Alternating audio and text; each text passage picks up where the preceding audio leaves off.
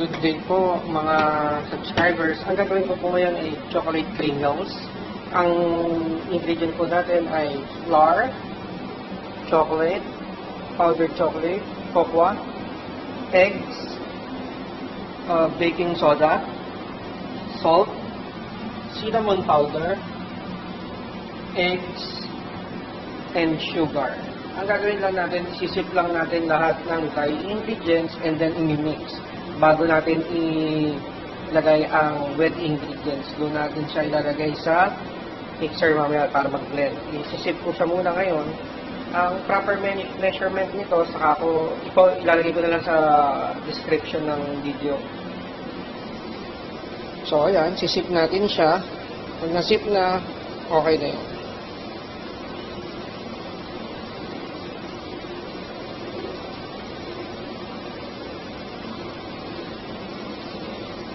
Yan yung cocoa, sip natin. Pag nasip na natin siya, ilalagay na natin sa mixer para ma-blend lahat ng ingredients. So, nasa mixer na yung ating set natin sa 1 for 5 minutes para mag-mix siya.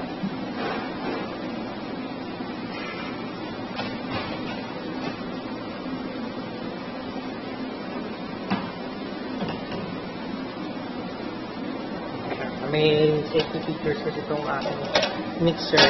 Kailangan tama yung posisyon nito kung gumagalaw nito.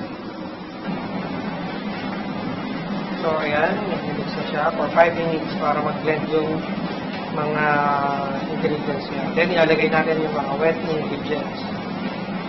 Since blended na yung dry mixture natin, ilalagay natin yung mga wet ingredients. Eggs.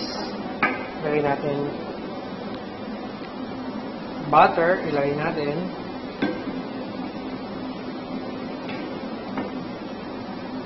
And vanilla, ilagay natin. Then, mimix na natin siya.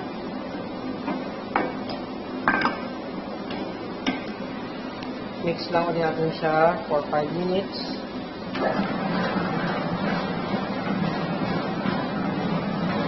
Hanggang well incorporated na ang mixture natin. Mixture natin, ilalagay ko siya sa ref para ma-chilled. Pagkalagay sa ref, tsaka mo siya pa-form into dough, roll para sa icing sugar, then i-bake 175 degrees Celsius. Antayin natin mamaya.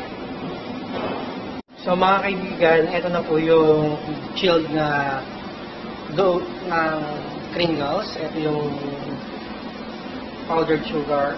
So, gagawa na tayo. Ilalagay natin siya dyan. Wala akong assistant, so bibilugin natin siya isa-isang ganyan. Pag nabilog natin siya, i-roll natin siya rito. Like that, then i-line natin.